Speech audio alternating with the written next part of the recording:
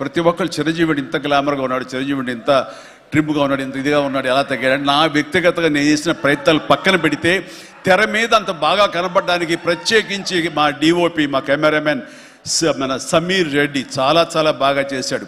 And Sameer రెడ్డితో వచ్చిన ఒక్క చిన్న గొడవ ఏంటంటేనండి, ఒక్క నిమిషం గ్యాప్ ఇవ్వడు. కూర్చుని కాఫీ తాగుతాం కదా అని ఇచ్చేలోగా మళ్ళీ షార్ట్ రెడీ అంటాడు.